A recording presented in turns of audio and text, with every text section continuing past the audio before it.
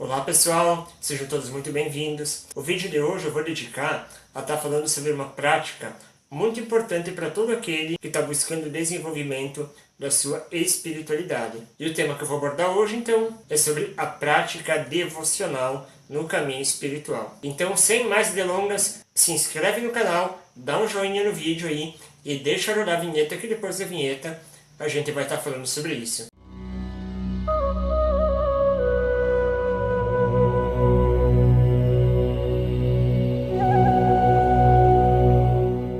Bom pessoal, então para a gente entender a importância da prática devocional dentro do caminho espiritual, a gente pode pegar como referência os diversos caminhos do yoga para o treinamento espiritual. Mas claro, quando eu falo yoga, eu estou falando do yoga, o yoga oriental, não aquela prática de exercícios que a gente conhece aqui no Ocidente, que acabou virando yoga e que não traz nenhum fundamento espiritual para aquele que está fazendo a prática. Então, dentro dos diversos caminhos e treinamentos dentro do yoga, a gente vai ver que as escolas antigas, elas desenvolviam uma série de diversas práticas para o desenvolvimento pleno do yogin. A prática mais básica e mais superficial de todas é a prática dos asanas, que são, na verdade, aquelas posturas que acabou ficando conhecida aqui no Ocidente. Essa prática ela vai trabalhar principalmente, até diria unicamente, a questão física e energética, porque através das posturas vai haver um desbloqueio dos chakras para uma melhor circulação da energia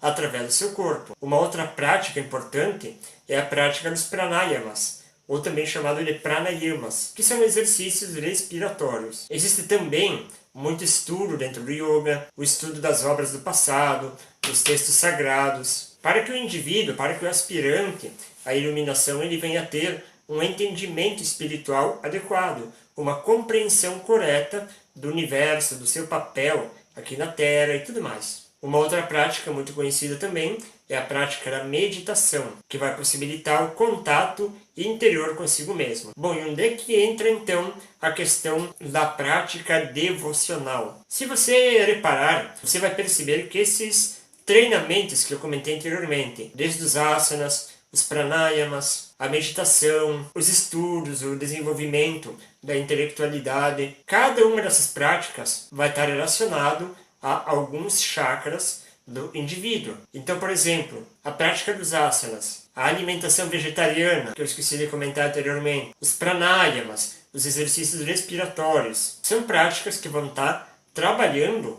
os chakras inferiores. Já a meditação e também o estudo dos textos sagrados, dos Vedas, do Bhagavad Gita, dos Upanishads, tudo isso vai estar trabalhando os chakras superiores. Só que existe uma ligação, existe uma ponte entre os chakras inferiores e os superiores. A ponte é qual? É justamente o chakra cardíaco. E é esse chakra que é trabalhado pela prática devocional. Então, quando eu falo prática devocional, eu não estou sugerindo que você vire um fanático de uma determinada religião, de uma determinada prática, ou de um determinado indivíduo iluminado, de um mestre, de um avatar, ou seja o que for. A prática devocional, e eu posso deixar como dica, que eu gosto de fazer, é basicamente o seguinte: você pode pegar algumas músicas devocionais, como por exemplo músicas do Krishna Das, eu gosto muito das músicas dele, e você se colocando em silêncio, ouvindo essas músicas, você vai perceber que automaticamente um sentimento de amorosidade, de compaixão, ele vai brotar em você. Após alguns minutos dessa prática, você vai ver como você vai estar mais calmo, mais amoroso, mais equilibrado. E aí sabe o que você faz? Procure ir em meio à natureza, começa a louvar, começa a devocionar tudo o que existe em forma de vida. As árvores, as plantas, os animaizinhos. Cara, isso não é bobagem. Isso é uma atividade, é um treinamento muito importante que você faz para o desenvolvimento dos seus sentimentos. Você vai ver que todo indivíduo realmente iluminado, ele era um indivíduo amoroso. E por ser um indivíduo amoroso, ele era um indivíduo que ele era devoto, não apenas de Deus ou da deidade superior, da verdade absoluta, de Brahman, enfim. Ele era um indivíduo devoto à vida.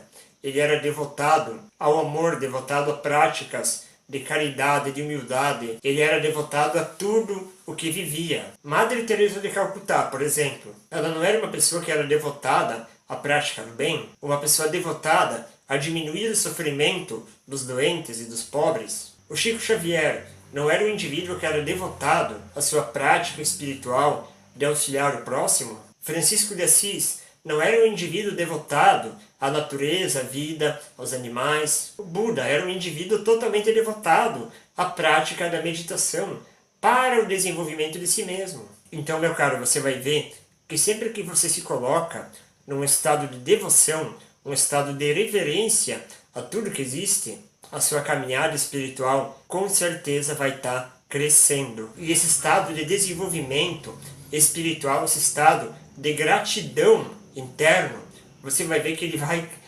vai demonstrar que você tem tudo o que você precisa, que você não precisa de absolutamente mais nada. Você não precisa ficar fazendo ladainhas e chorumelas a Deus para pedir o que quer que seja. Isso faz me lembrar de um caso do Chico Xavier, em que em um determinado período da vida dele, ele queria muito conhecer os presídios, os prisioneiros lá do Carandiru. Todo mundo sabe que o Carandiru era um local extremamente perigoso, porque os caras que estavam lá, presos, cumprindo uma pena, eram indivíduos altamente perigosos. Então Chico Xavier foi lá um dia e pediu humildemente para os carcereiros e para o dirigente daquele local, para ele estar podendo conversar com os indivíduos que estavam presos lá. Obviamente ele foi alertado que aqueles caras eram muito perigosos. O comportamento deles era totalmente imprevisível.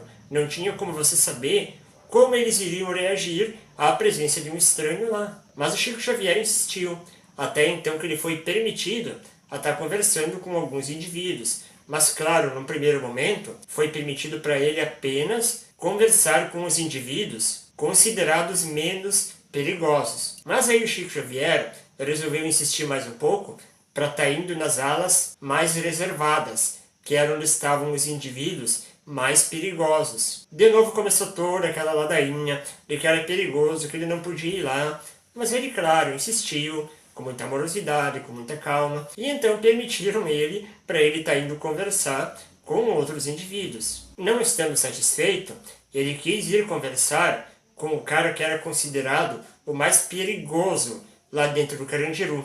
E após toda aquela ladainha, toda aquela argumentação, então permitiram sim para o Chico Xavier ir falar com ele, mas na condição de que ele fosse acompanhado por alguns policiais armados. Ele falou, olha, não precisa, mas tudo bem.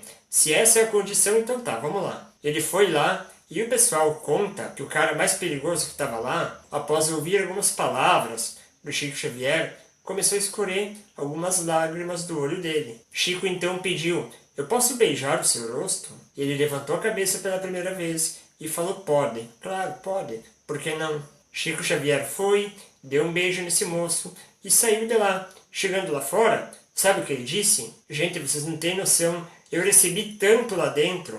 Agora me diga, isso é ou não é uma prática devocional? O Chico Xavier era ou não era um indivíduo totalmente devotado ao amor ao próximo? Então veja que a prática devocional, ela é construída, na verdade, no nosso dia a dia, nas pequenas coisas, nos momentos talvez mais insignificantes da nossa vida. Mas é justamente nas pequenas coisas que a gente tem a possibilidade de desenvolver o amor em nós. O recado por hoje é esse. Muita paz a todos, namastê e até a próxima.